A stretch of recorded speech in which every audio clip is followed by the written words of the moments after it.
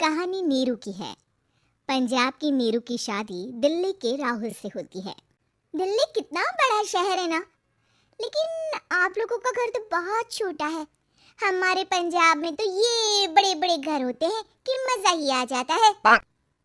कोई बात नहीं नीरू, मैं भी तुम्हारे लिए बहुत बड़ा मकान बनाऊंगा बहुत जल्दी।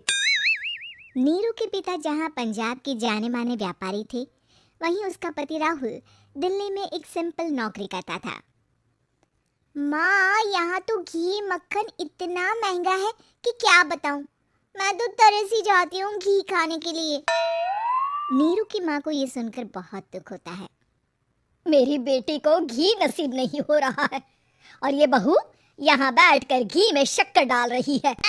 देख वनिता, मैं साफ कह रही हूँ, इस घर में जितना घी आएगा उतना ही मेरी बेटी के घर दिल्ली भी जाएगा। ये क्या बात होती है माँ जी? बेटी को उतना ही करो जो अच्छा लगे। अब क्या मायके से घी और मक्खन तक की सप्लाई करोगी आप? हाँ, मेरी बेटी किसी चीज को तरसे मुझसे बर्दाश्त नहीं होता। अब क्या था, नीरू के मायके में 2 किलो घी आता तो 2 किलो दिल्ली जाता नीरू के पास। एक दिन, माँ बड़ी गर्मी पड़ती है दिल्ली में। इस घर में तो एक ही एसी है और वो भी ड्राइंग रूम में। सारा परिवार एक ही कमरे में सोता है।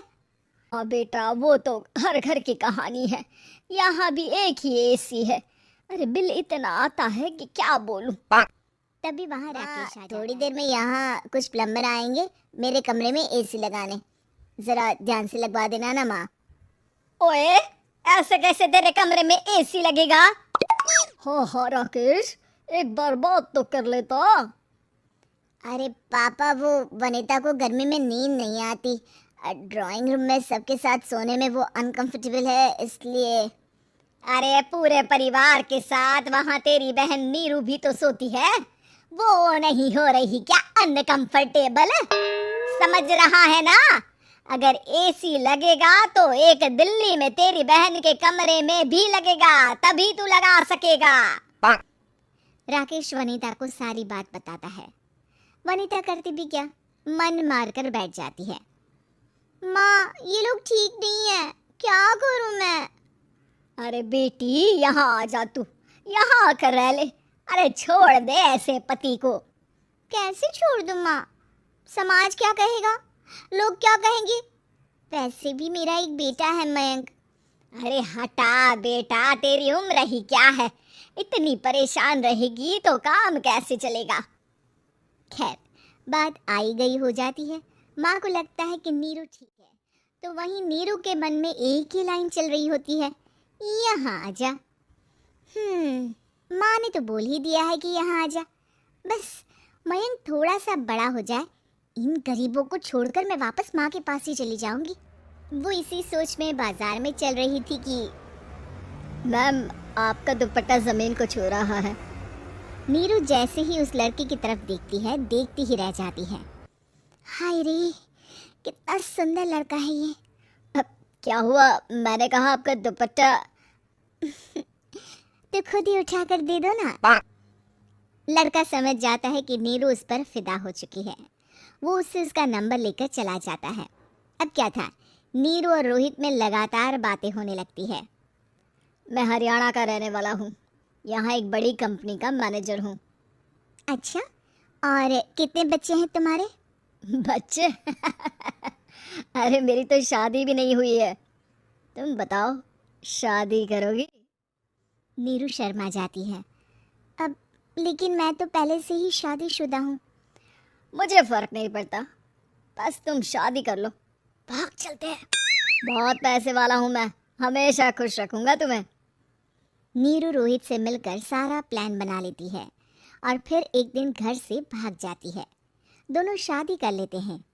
शादी के बाद, क्या बात है नीरू, तुम्हें परेशान सा देखता हूँ, सब ठीक तो है ना? हाँ हाँ, सब ठीक है।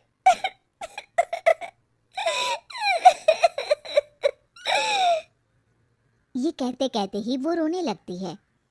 अरे क्या हो गया, रो क्यों रही हो? मैंने तुमसे एक बात छुपाई है और वही बात अब मुझे परेशान कर रही है। रोहित, मेरा एक बेटा भी है। क्या बात कर रही हो? ये तुमने मुझे पहले क्यों नहीं बताया? देखो नीरू, मेरी माँ को मैंने ये नहीं बताया है कि तुम शादीशुदा हो।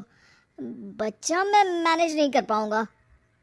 नीरू को समझ में नहीं आता कि वो क्या करे। तुम उस बच्चे को अपनी माँ को क्यों नहीं दे देती? नीरू चुपके से माँ को फोन करती है।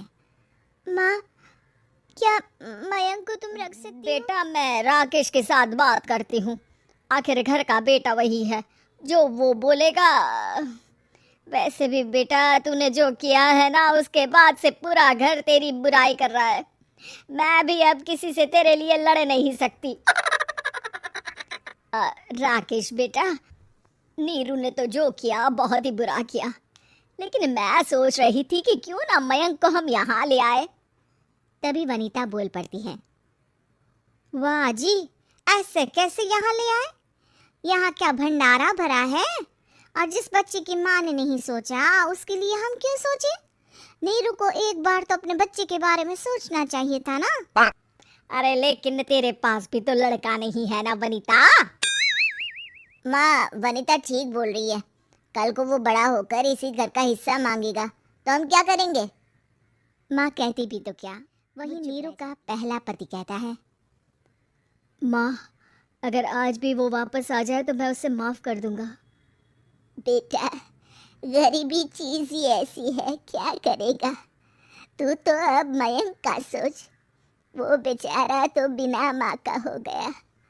मयंक के खातिर तू दूसरी शादी कर ले बेटा। लोगों के लाख समझाने के बाद नीरू के पहले पति की शादी रिद्धि से हो जाती है, जिसके पहले पति से 2 बच्चे होते हैं। देखो जी, मैंने शादी सिर्फ बच्चे के खातिर की है। मैंने भी शादी सिर्फ बच्चों वहीं नीरू के दूसरे पति के मन में ये बात घर कर जाती है कि नीरू एक मासूम बच्चे को उसके खातिर छोड़ कर आई है। अब देखो नीरू, मुझे लगता है कि जो औरत अपनी कोख का बच्चा छोड़ सकती है, वो तो कुछ भी कर सकती है। कल को तुम्हें मुझसे अच्छा कोई मिल गया तो तुम तो मुझे भी बाय बाय कर दोगी ना। नीरू को अब उसका दूसरा पति ताने देना शुरू कर देता है। तंग आकर नीरू उसके यहाँ से भागकर अपने पहले पति के पास चली जाती है। लेकिन ससुराल में क्या लेने आई है नीरू, मयंक को? नहीं नहीं सासू माँ, मुझसे गलती हो गई, मुझे माफ कर दीजिए। नीरू, अब वक्त खत्म हो गया है, मेरी शादी हो चुकी है। तो छोड़ दो ना उसे, हमारा बच्चा है। मैं आपको अपनी माँ नहीं मानता, मेरी नहीं मान तो बात अच्छी है। नीरू मयंक की बात सुनकर समझ जाती है कि उसके पास अब न आसमान रहा ना ही जमीन।